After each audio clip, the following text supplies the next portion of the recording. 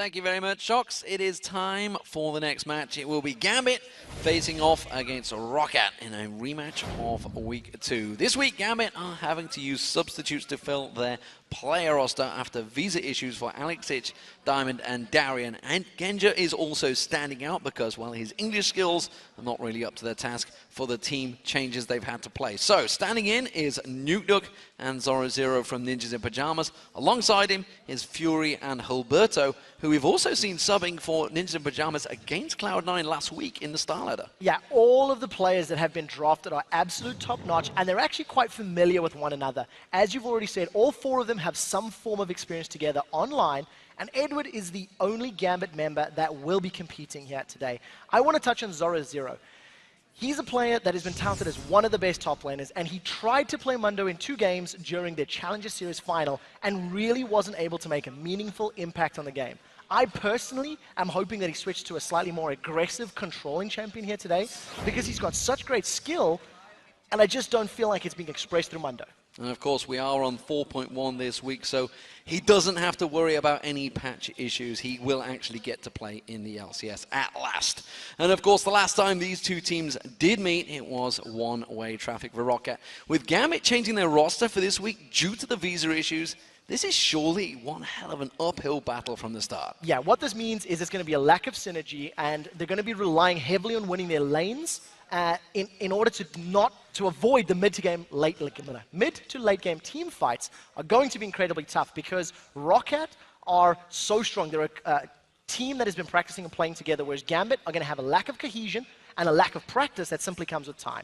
And of course, ROCat are sitting at the top of the league right now. We mentioned at the start of the season how both Cloud9 and the Lemon Dogs shot through the promotion series. They went 3-0, and then they went on to top the league. And ROCat, well, they appear to be doing the same thing. ROCat have been continuing to grow stronger every time we see them. And let's not forget, they took down Gambit during Week 2 when Gambit were at full strength. Yeah, during that Week 2 victory over Gambit, it was the first showing that ROCat were the real deal and that they were giant killers. Jankos played Olaf and got his team off to an incredibly strong start. He went 4-0-8. I also want to highlight in that game that Edward's Kennen offered not really a lot. He was playing from behind. It's relevant because Edward's the only member from that game that's playing here today. I also just want to talk about how well ROCat players are doing. Every single one of them is performing. There is no dead weight. They've got the highest team KDA in the EU LCS at 4.99. They've got the highest team gold per minute at 1,707. They hold the #1 KDA and gold per minute in 3 roles, in mid, jungle, and support. They've got 2 MVP winners over the 5 weeks, one of them being Overpower, one of them being Vanda. And for me, this team is absolutely phenomenal. I think they've got a strong advantage going into any mid to late game team fight, but they cannot underestimate the surprise factor of Gambit's mixed team. Because they don't know what to expect from Gambit, they need to play maybe a little safer and a little more controlled. Yeah, and of course I should point out that the team that's actually selected for Gambit was chosen by Edward. Edward's the only member of Gambit that is here, so it was down to him to choose who he wants. I kind of feel like that's putting pressure on Eddie from the rest of the guys that can't attend. It's like, well, it's up to you, mate. We're not there. It's your fault. That's the truth. They'll be cheering from home, that's for sure. They'll be cheering from home. We'll see how it works out. Let's check out those starting lineups. On the blue side, well, it is a very different Gambit gaming. In the top lane is Zoro Zero. In the jungle is Hilberto. In the mid lane is Nuke. Fury is the AD carry, and alongside him is Edward. And of course, on the red side, it is ROCat. Zazus up top, Jankos in the jungle, Overpower in the mid lane with Selavai and Vanda as your AD carry and support. So what are we expecting coming into this game? And more to the point, what the hell are ROCat expecting? Because they're not really sure how it's going to go. We heard from Zoro Zero Nuke at the start saying they've literally had about 10 hours practice max together. ROCat has to play safe. I think ROCat has to maybe avoid allowing champions to go through that they don't want to play against, and we'll see how that pans out for them. And of course, with the rosters being so different this week, we felt we had to take a look at the mid lane matchup between Nuke and Overpower. And last time these faced each other in the promotion qualifiers when Nuke, well, he had next to no impact on the games in comparison to what Overpower did. Yeah, Nuke actually picked Riven into Kayle in the deciding game versus Overpower. You look at their scores there. 4-3-9 and 8-4-12. That was back when ROCat were known as KMT. I want to highlight some of the champions that these guys are playing. In the past, we've been seeing Nuke running mostly Assassins. Zed, Lulu, Fizz, Whereas for Overpower, we know he can play a multitude. He's played Assassins, he's played the Yasuo, Kayle, Kha'Zix. We've seen him play Mordekaiser. He's got a lot more champions to play with. What we are also seeing from the numbers is average CS at 20 minutes is in favor of Overpower. So he's got slightly more stable mechanics in lane, could also be a testament to the types of champions. He's less all-in assassin types. So what do we think here? Are they going to go for bans maybe based on what, say, NIP have been playing, because they're going to focus on Zoro0 and Nuke, the most popular players in that team? Or would they be looking at other advantages? I mean, look, we talked about the fact they played Starlighted the other week. There was 3 members in that Starlighted team, so they've got a lot of research they could use. There is information to play with, and I think that if I were on the side of ROCCAT, what I would be looking to ban in this game is champions that would interrupt my composition. Whatever their goal is to remove champions that would get in the way of that. We know that, for example, Edward's Annie has been particularly strong. I would try and remove that. On the same token, Vanda's Thresh has been terrifying. I would try either first pick that or even ban it if I were on the side of Gambit.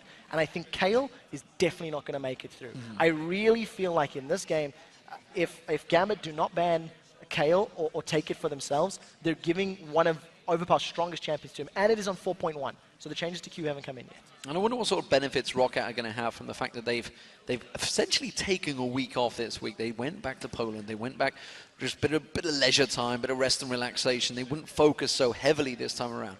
Have they took the foot maybe off the gas a little too much?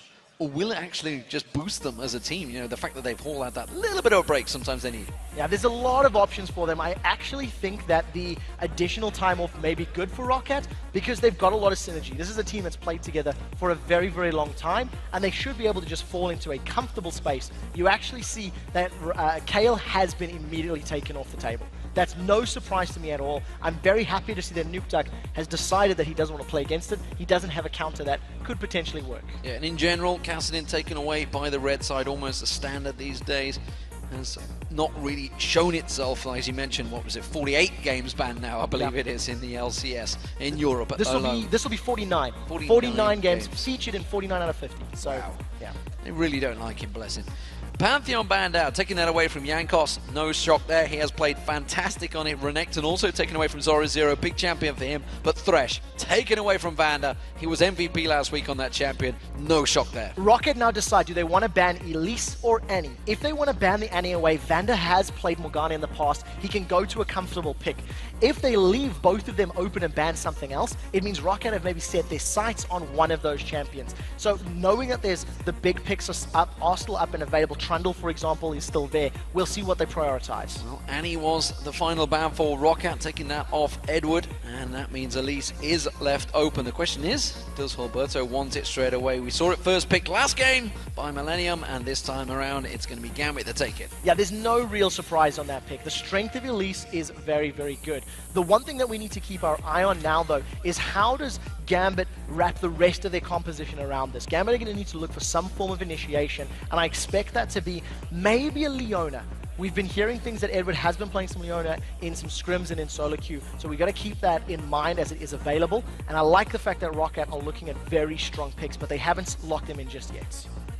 Jankos went 4-0-8 on that Olaf. You mentioned it earlier on.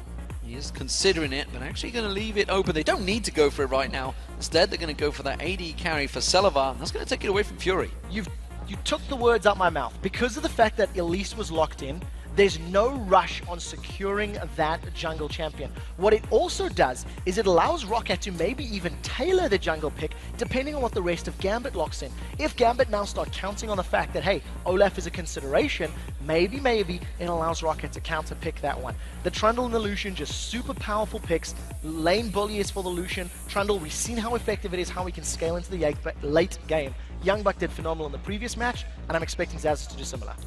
Well, we see the Shyvana locked in. That's going to be for Zoro0. This surprised me because last week we saw Mima pulling out the Lissandra up against that Trundle, and we know from the summer of 2013, Zoro0 certainly can play that champion Lissandra. Yeah, he definitely can, and I wonder if the thinking behind that is more to avoid going for double AP comp that requires a lot of synergy. In order for those compositions to work off, you've got squishier champions, it's more difficult to effect in a team fight.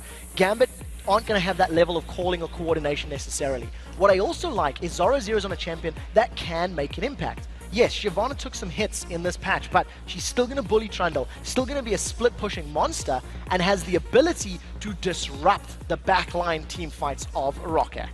Well, of course, Shyvana and Caitlyn were picked out there. We're just waiting for the final choices from ROC. It is Morgana and Lee Sin currently hovered over. And waiting to see, of course, Vandalife has played Morgana. 1 2 out of 2 so far. Could it be 3 out of 3? Lee Sin also locked in for Jankos. I'm not surprised by that pick at all.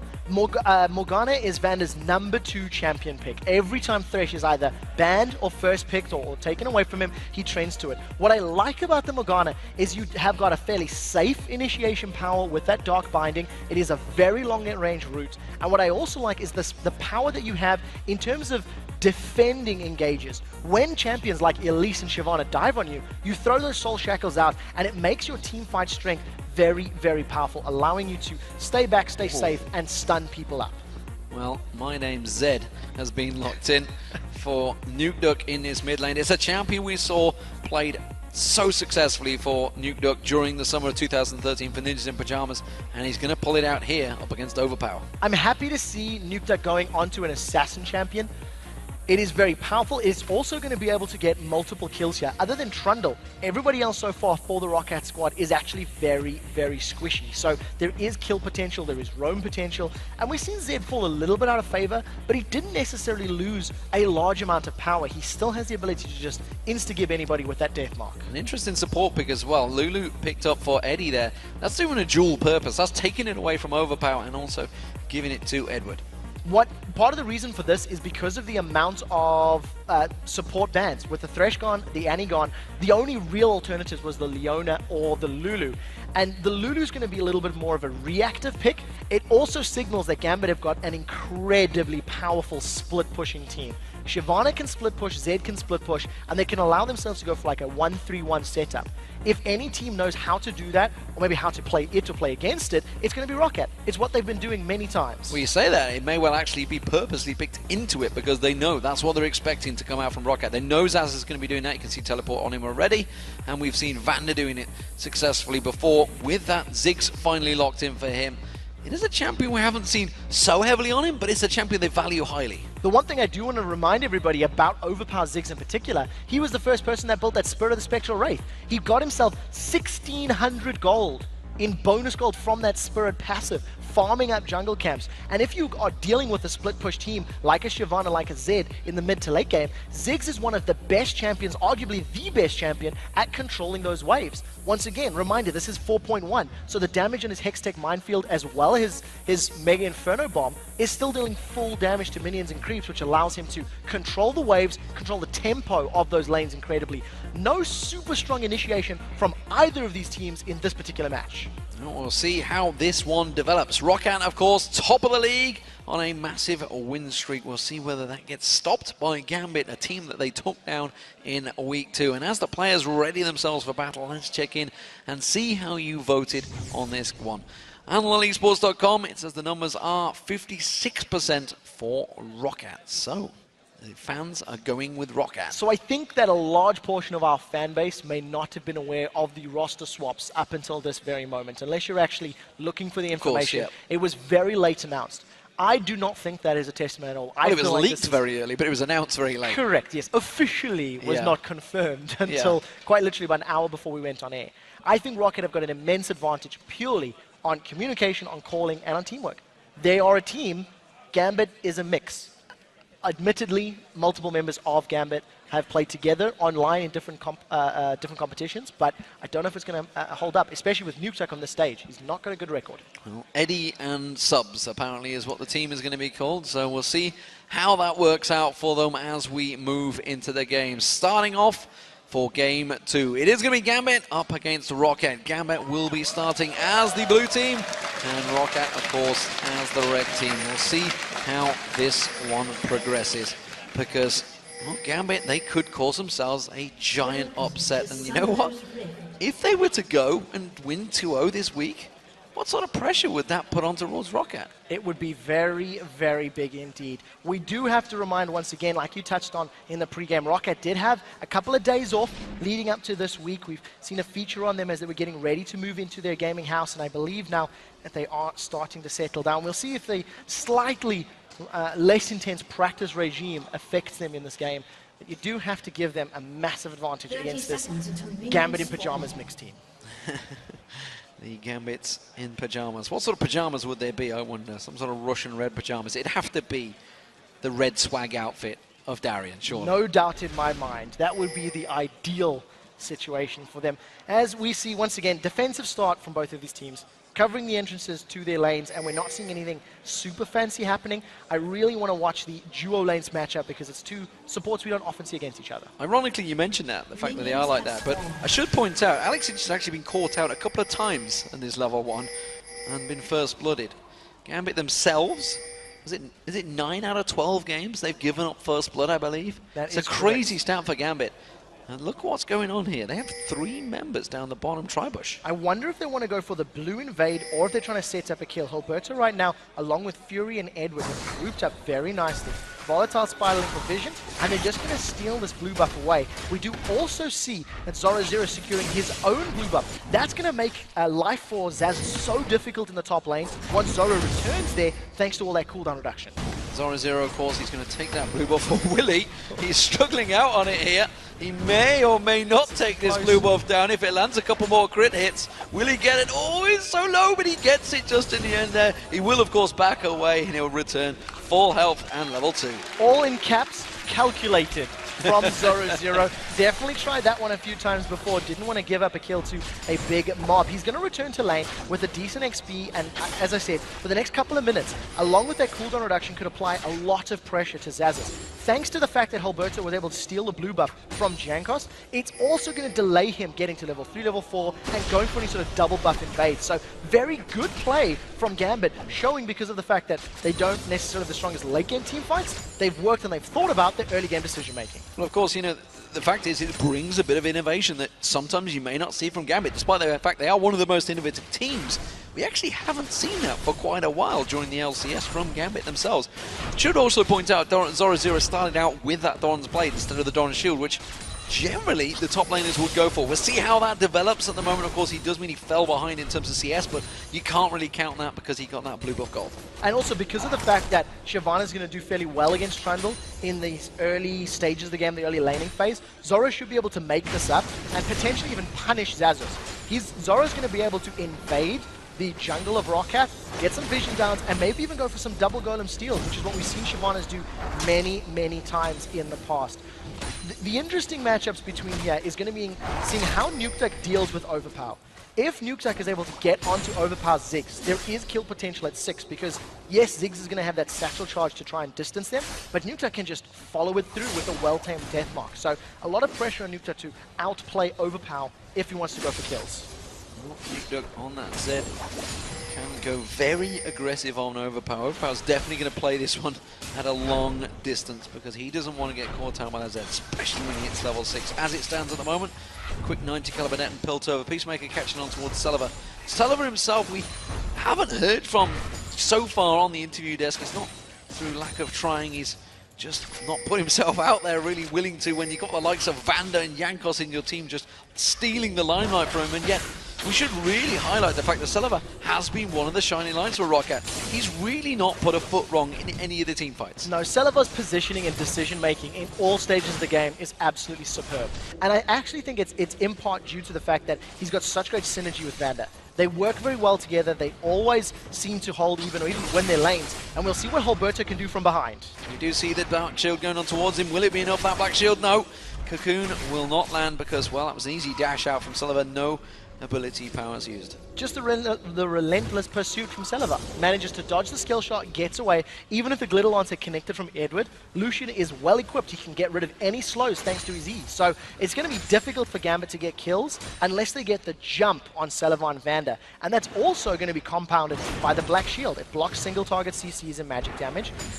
It's an interesting lane because it's very poke heavy from both sides, and I almost feel like it's going to become very farm based because both teams are well equipped to deal with their opponents. So we'll see how Fury and Selva deal with the next couple of minutes. Lots of pings down that bottom lane. Jankos was showing himself down there, but they have the vision of Hulberto, who has started out pretty well here. He went aggressive early on, get that Spirit Stone out there with the boots, so he's ahead in farm over Jankos right now. Well, in terms of CS, you see it looks differently, but the fact that he went and got that blue buff and stole it away does tell us he's going to have that gold advantage over Jankos right now. Vander throwing out that Dark Binding, not going to land it on towards Fury. Fury is a player we've not seen a great deal of. This is the first showing, of course, in the LCS. Some of you guys may not have seen him before. He was going to stand in for Ninjas in Pajamas during the second promotion playoff when Zoro forgot to patch. Yeah, so he was going to stand in and play, and as we said already, Fury has got experience with the members of Ninjas in Pajamas. We'll see how he performs as it stands. He's got a small CS lead over Selva. However, the wave is pushing towards Selva, so he'll get close up. Vander is in a little bit of trouble. Can't get slowed by Glitter Lance, and Edward fired that way too soon. Yeah, just showed his hand right there, and Vander quite happy to just stroll on down, put on that black shield, and just walk on back, knowing that Edward really could do nothing against him. We do see Vampire Acceptor being picked up, Dark Binding flashing past Edward. Selva was the one that went back and bought that. We'll see how that progresses, because that's going to give him the advantage. In Fury, well, he's trying to buy himself some time to back away here. You can see he's going to back off. We'll see whether ROC push or stay. Yeah, Vander's giving himself a big psychological advantage in this lane. He's pushing onto both Fury and Edward, throwing down that black shield as often as possible to reduce the damage, but he hasn't landed a Dark Binding, which has allowed Selva to deal damage yet. We'll see if he does connect. Jankos is going to get his first taste of Invade right now, as Hulberto is going to be sandwiched. But the red goes to Hulberto. Hulberto gets it, but it's a 3-on-1. Wow, big power damage straight away onto him. No problem there for Overpower. Quick first blood. Nukeduck just responded too late. We've seen him moving to the mid lane, but he simply didn't get there in time.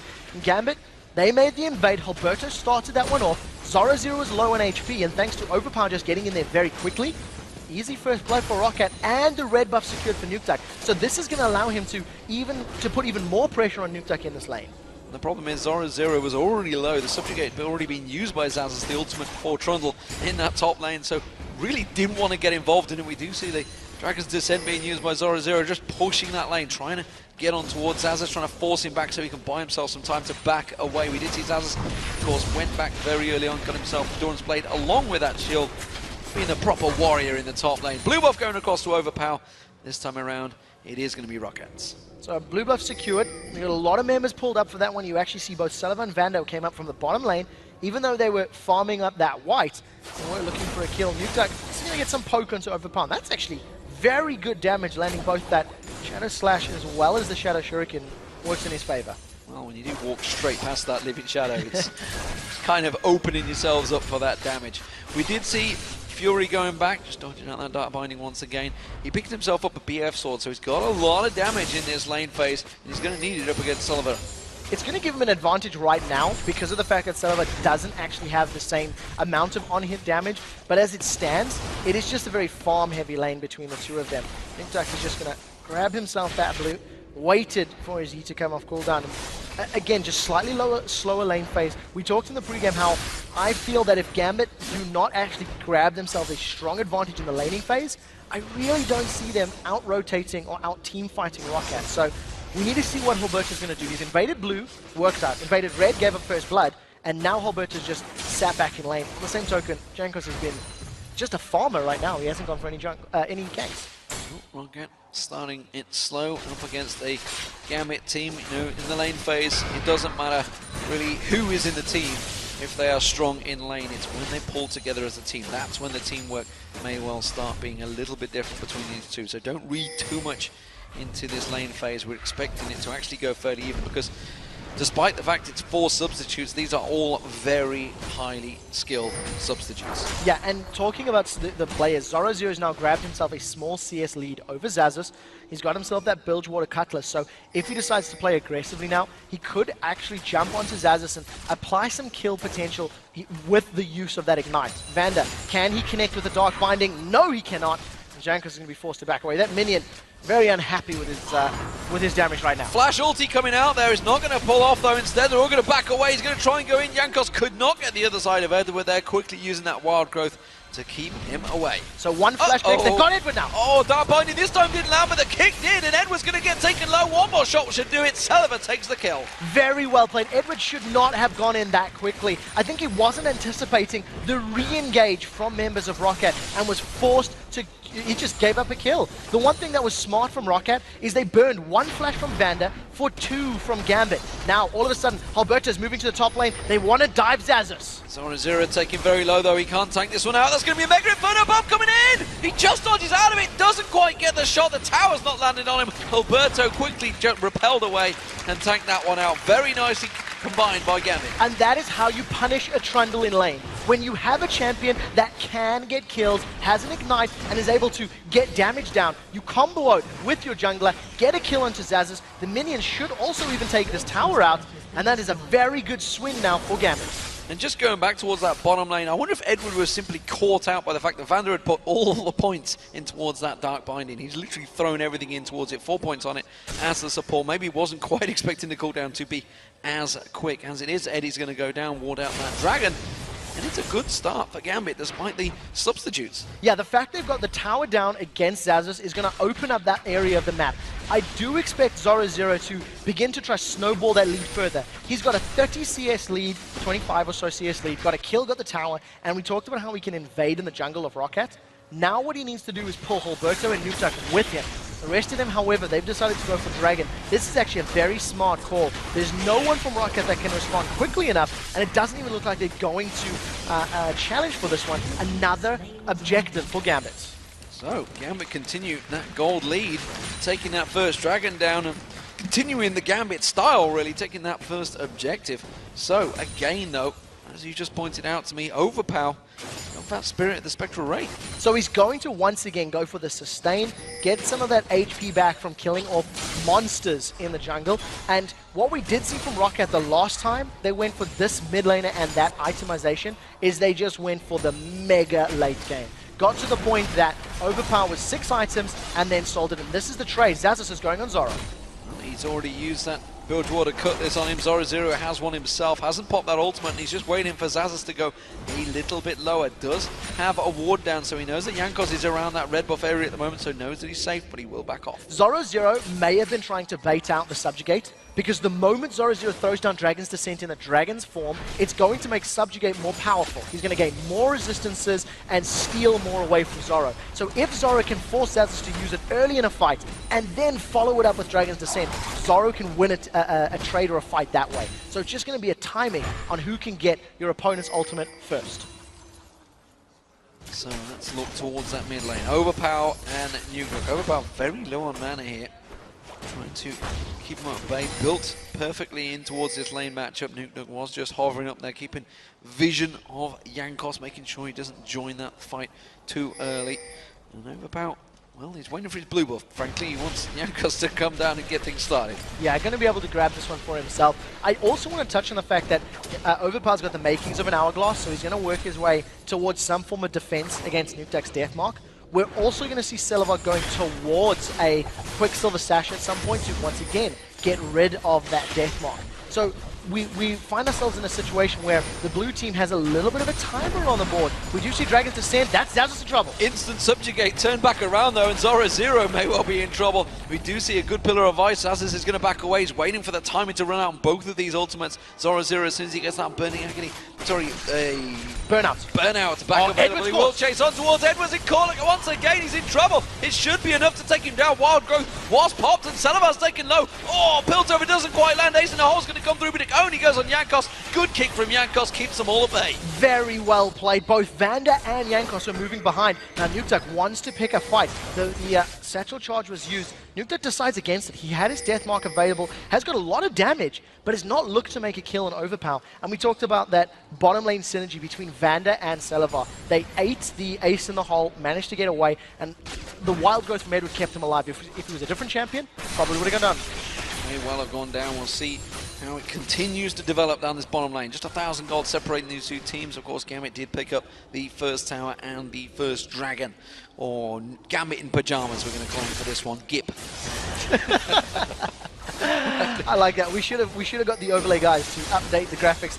Just before we went into the game, we were discussing how the pace of the previous game was particularly tempered, and I feel that that's one word I'd use for it. We're in for another one right now. Overpower, we said already, he wants to play passive. I don't think he wants to be in a position where he can get killed by a nuke duck, and he's going to use the range and his pushing power to his advantage. What we have seen from Rocket, though, is a clear focus on dealing with this Edward and Fury lane. They finally grabbed themselves a turret to even out the turret kills, but Jankos has repeatedly ganked this bottom lane. Well, it is the middle lane that may well be the next focus. Nukeduck and Alberto hovering around there, going to come in, try and get some damage down on there. We will see Overpower returning, so quickly wipe out that way. Throws out the mines, the pack, everything available, and force them back from that turret. Bottom lane, again, we see Vander backing off. Sullivan's on his own right now, and it's down for Gambit to try and shove on that tower. Of course, Roccat already taken that bottom one on their own, and they're just going to play it safe. So just very interestingly, in terms of Overpower's Spirit of the Spectral Wraith, he's already given himself a bonus 180 gold. To draw comparisons to the junglers, if you look at Alberto, he's grabbed 200 bonus gold from his Spirit of the Ancient Golem, and on the other side, Janko's 220. You see Janko's getting caught out by Nukeduck there. Part of the reason Overpower can get so much bonus gold is he allows it to stack up. He's not continually killing large monsters, so he's always going to have that the maximum bonus gold that he can get, and allows him to, you know, stay even and grab himself to a quicker 6-minute build. I think we hit it at about 35 minutes the last time I seen it. I'm straining my memory now. Well, we're up to level 12 and we're still yet to see Nukeduck going all in, biding his time up against Overpower. We've seen him doing this before, I feel. Not to great success. We'll see how it develops for him. Zoro0 himself, he's coming around, going to try and take away those golems, but Zazas has other ideas and tries to force him away and just continues out to farm it. But Zoro0 really is starting to put on a farming session here. This is, again, hesitant to say, something we've seen before. Yeah, Zoro0 is going to go in on Zazas, though. Dragon Descent being used, but Zazas will just back away. Didn't use his Subjugate. He has got it available. He's just trying to buy time. Overpower flashes past the ward. Now Zoro0 realizes what's happening. He's going to back away. It's so difficult to catch a Shyvana with that burnout. Her movement speed is so high. Even though Zazas has got that Pillar of Ice, it's not actually going to be enough to really hold Zoro in place long enough.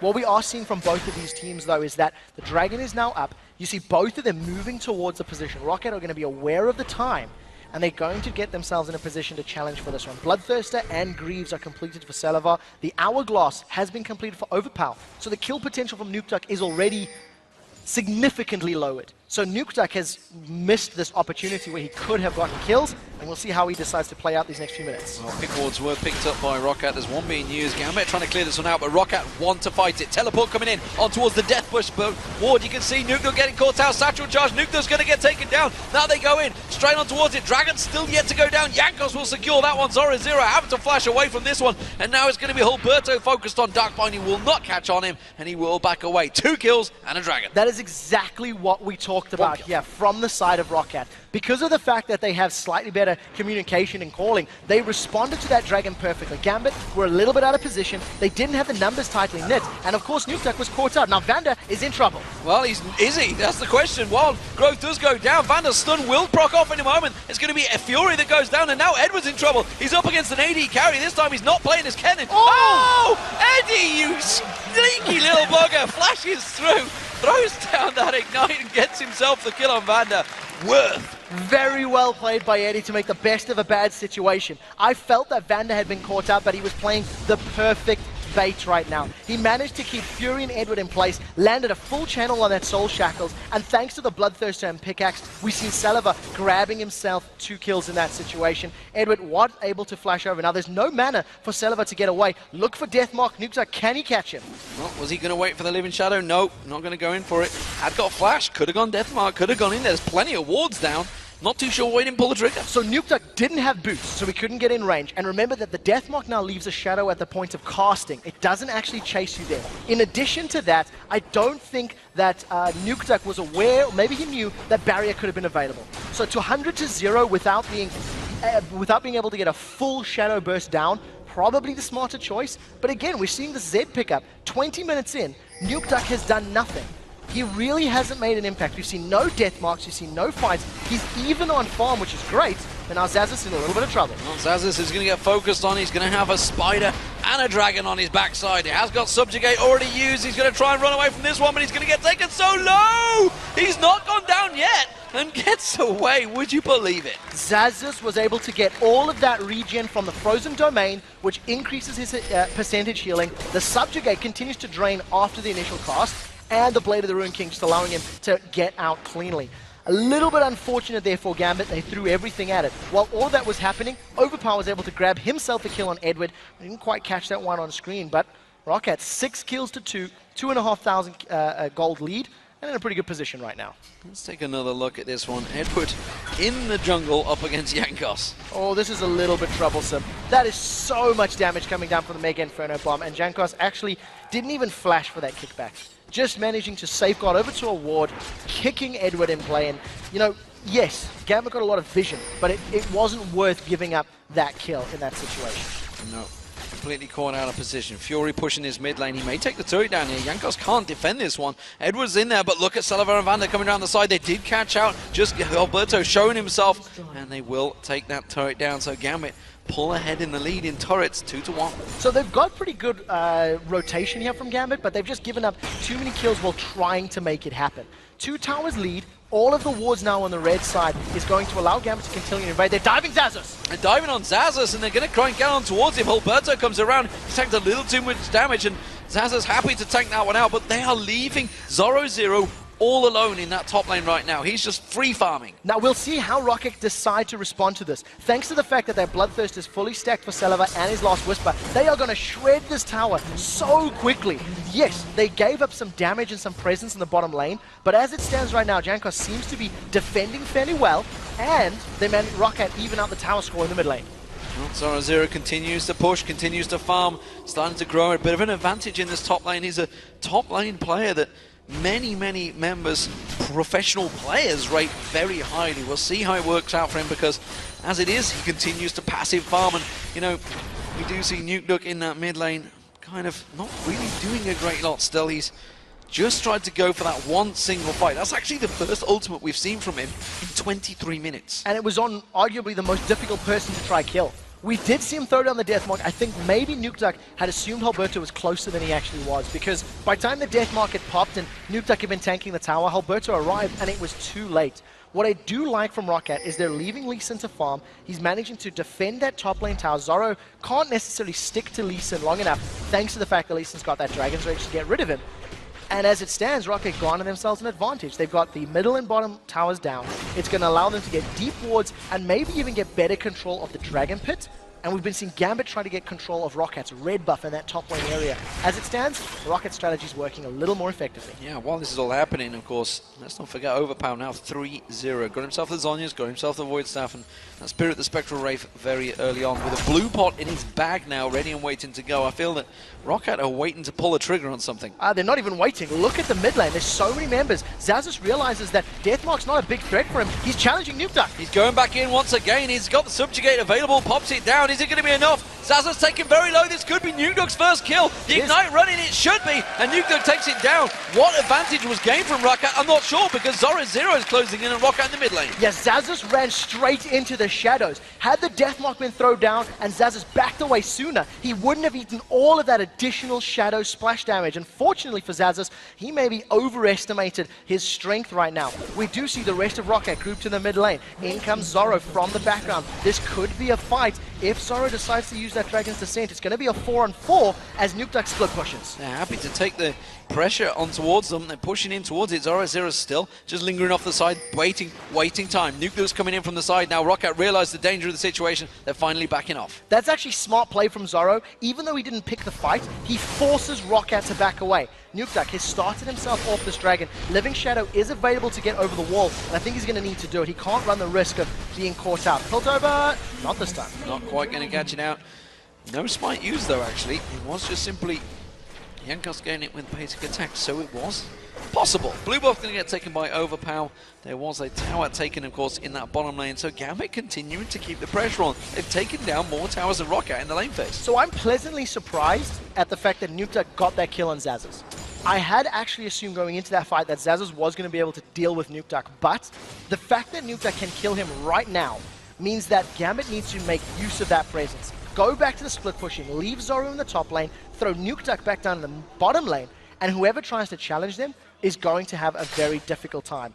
Xaxus runs straight over a trap, and the rest of ROC are sieging the mid tower. Once again, Zoro looking for the flank, looking to come in from behind, but look how low the tower is. He's going to be too late on that flank because that tower has already gone down. Sullivan doing the final shots with Overpower alongside him. Zoro way coming in behind them. They're going to try and track and descent across 4 members of ROC, and I'm not too sure that's a wise idea. Yeah, Alberto's a little bit far away. We do see Zoro is backing away. Nuke Duck may be able to catch onto Overpower on the retreat. But again, the power of that burnout's very good. Even a max range Dark Binding can't really be followed up by ROC. He's simply too far away.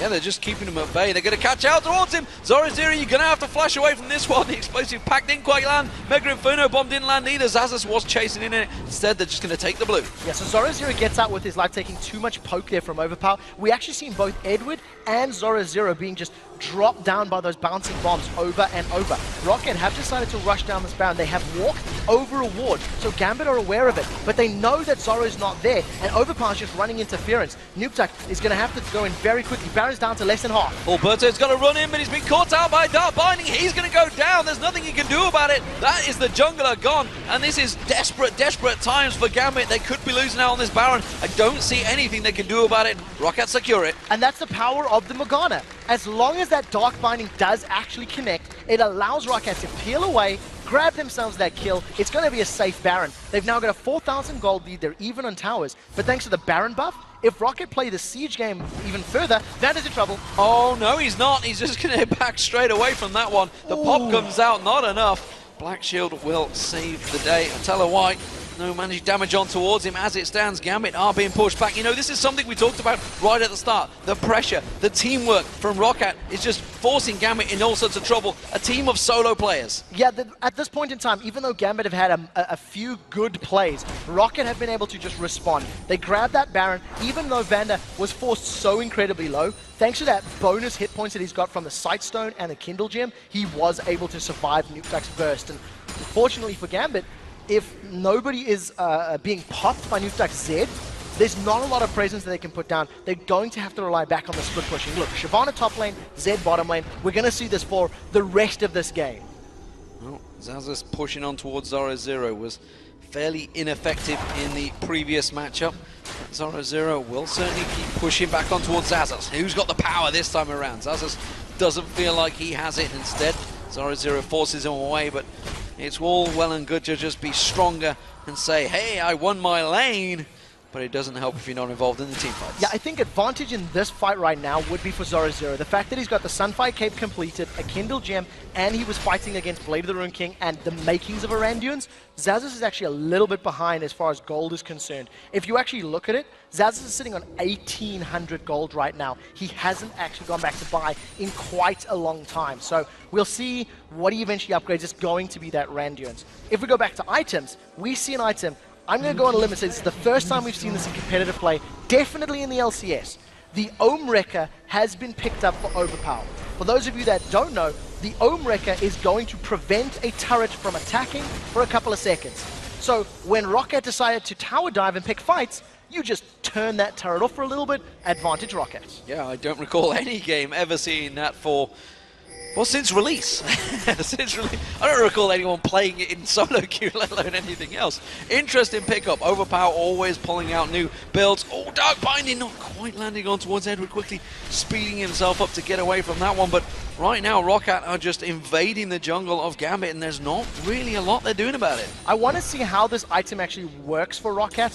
I feel like it's a little bit of understanding that if Roccat tower dive, the communication and the difficulty of dealing with the tower dive is so much harder on a mixed team. It's much more difficult to prioritize targets, to call, and to be effective in defending those. So Roccat may just try to take advantage of it. They know their strengths right now. They've grouped up once again in this mid lane, as they've done many, many times this game already. And you just see Xaxus split pushing because he's got teleports. Yeah, just keeping on pushing that bottom lane. Top lane's now going to get driven in once again. You see Gambit having to rotate. They're going to try and quickly push out that mid lane while they leave that area. But That's going to leave them a little bit more exposed once again as that wave comes in. Zoro, no dart binding, catching on towards him. Saliva gets another couple of shots on towards that tower. Every time they do this rotate, they just get themselves that little bit more advantage. Half the hit points taken off it. Zazas is being forced away, being walled in that bottom lane by Nuke, but this is the top lane turret.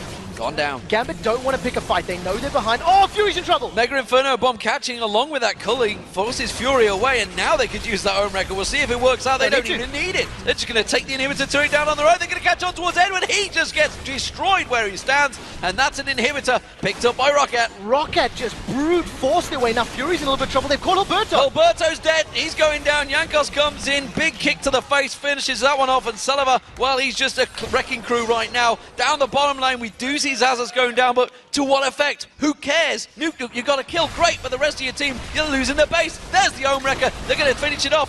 Zero comes around. They're trying to buy some time on there, but they just walk away. That was a very good satchel charge there from Overpower, saving the life of Saliva by knocking away Zero. Got rid of him from the sideline. The home wrecker allowed Rocket to put some damage down on the tower. It is a 2-minute cooldown before it'll be available again. But Rocket, thanks to having the Baron and thanks to being ahead in the game, were able to just force Gambit away from the tower. The long-range poke that they've got with the Morgana Dark Bindings and the Ziggs bouncing bombs prevented Gambit from defending both their top inner and top inhibitor turrets. It's now a 5-0-2 Saliva. We talked about how we don't really hear a lot from him.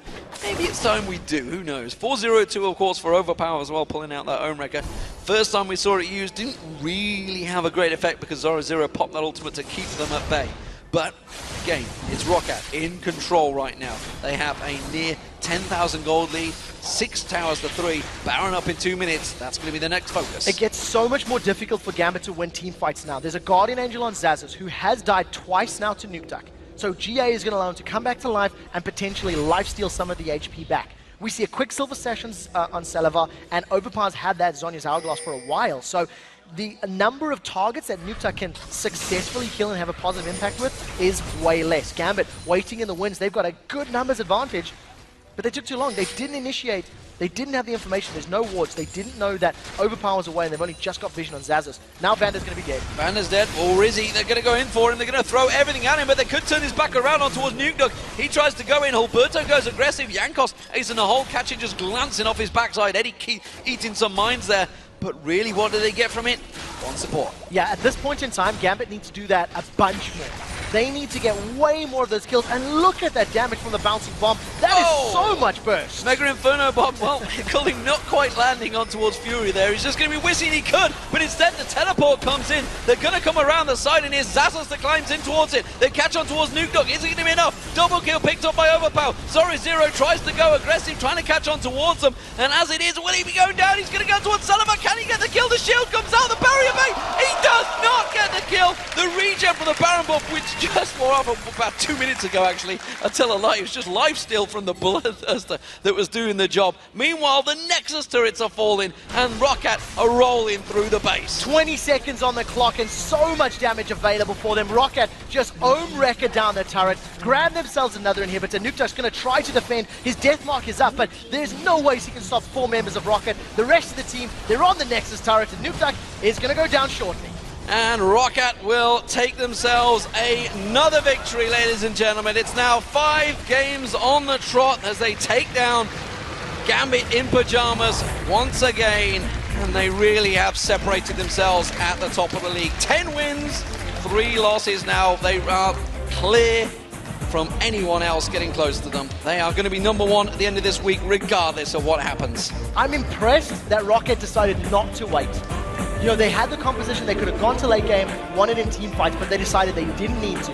They sieged the mid lane multiple times. They forced Nukeduck to respond to the split pushing of Zazas, and Nukeduck did well in dealing with Zazas, but that didn't necessarily garner them any sort of advantage. Unfortunately, in order for Gambit to win the game, they needed to win the lanes. Well, they have got Veggie as their coach now, so maybe salary was required. So Rocket, they picked themselves up yet another victory. It's something we're starting to get used to seeing here, and honestly, they're a team that are working so well together. You know, we talked about at the start the fact that they are just going to go even in lanes, which they did. They were happy to just sit back, play it patiently, and once it came to the team fight, boy, do they pull the trigger. Yeah, and the thing is, because of the fact that Gambit didn't have a composition that had, once again, a very powerful engage, they were relying on Shyvana to jump in from the back, wild growth everybody up and be a disruptive force. That never happened, because by time 0-0 was trying to do that, they were down a Baron, they were down about 6k gold, and they weren't able to affect the team fights that they were looking for. So you see ROC getting themselves prepared.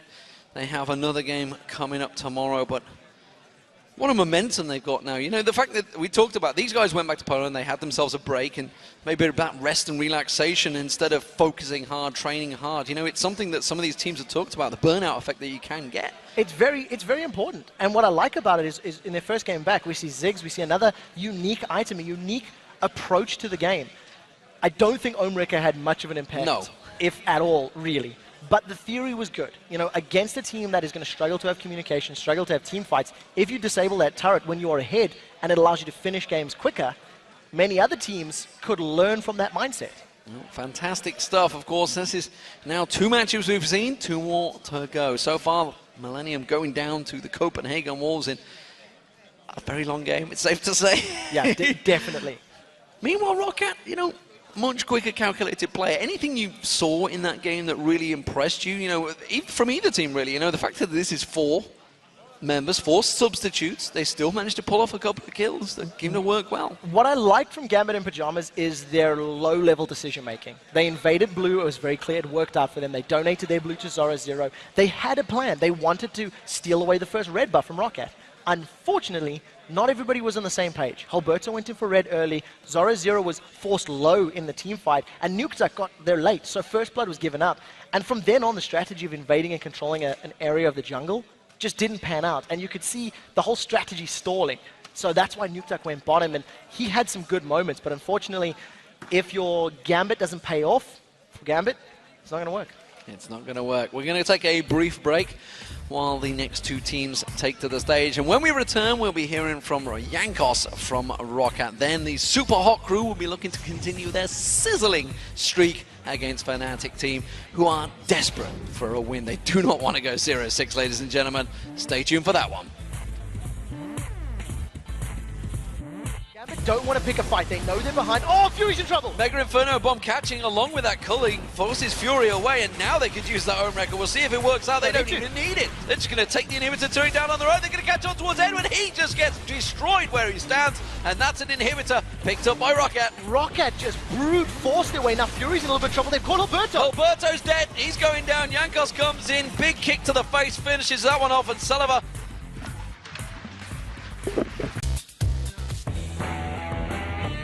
Welcome back, everybody. Thank you for joining me, D-Man, and thank you for joining me, Jankos, the jungler, of course, for Team ROC firmly in first place now after that victory. Tell me a little bit about preparation this week, because it's not the Gambit we're used to seeing.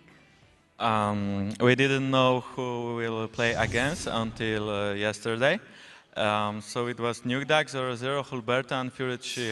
We didn't know Fury, but we knew that Hulberto is playing always aggressive as a jungler. So we knew that he's going to invade buffs, and we used it to kill him on the first blood. On the other hand, we got Nukeduck, who is playing usually assassins on mid lane, and 0-0, who is playing a lot of Renekton, so we just banned Renekton. Yeah, and you know, you mentioned the bans. Going into picks and bans, what do you do when it's really a team that you're just learning the next day? Is it a case of you just go for what you want as a team, or just take away stuff you don't want to see? We just take away stuff we don't want to see, like Kassadin, okay, I don't remember 3 ones. But it was Renekton and Annie. Renekton and Annie. So yeah, Annie is just OP as well as is Kassadin. And then Renekton is, 0-0 is playing very good Renekton, so we just didn't let him pick it. Okay, tell me then a little bit about how the game went for you guys. In the early game, what did you focus on? How did you grab that advantage? On the early game, we wanted to just farm, and we knew that we were going to win team fights against them. So we wanted to just farm, and then try to force some team fights. But it worked actually better, because Hulberto did invade my jungle, so we just used it and killed him. Then I think I had successful gank on bot lane. We had a kill there. Then we took Drake from them, and we just snowballed like every game. Snowballed from there, and a very quick decision making on the Baron. Was that something you guys just had full vision, knew what was going on? Because that was a really good shot call. Yeah, of course. 0-0 was low on HP, so we wanted to try Baron to bait them, but allies failed and got caught by binding, so we just killed her and finished the Baron. And lastly, I want to ask about that item that came out, the Ohm Wrecker. It's the first time we've ever seen it in the LCS. Was it just a case of we're having fun here, or was there a purpose for this? I got even no idea why did he took it. Like, he was just, okay, I'm going to buy this item, and that's it. How has it been going for you guys with Veggie on the team now? Has there been a real improvement that you can say we learned a couple of things now that he's been with the team? Yeah, of course, he is making us ping and bans. We are learning from him a lot. He's really helpful. So, I mean, you're now top of the league. Is there anyone out there you fear anymore? I mean, you've beaten everyone in the field. Yeah, of course. We are first. I mean, we are scared of SK right now because they look really strong, and we are facing them tomorrow. So we need to give our best to win this game. Oh, interesting. It's going to be a great match tomorrow. The next match we've got coming up here, though, is the Super Hot Crew versus Fnatic. Who do you guys think is going to take it, Demon? For me, I'm hesitant to say the Super Hot Crew, you know, because they are really playing very well right now. But it's Fnatic. They're 0-5. It's like dragging a beast that's already damaged. I know that's a really bad analogy, but it's pulling on the tail of a cat. That's what I'm thinking.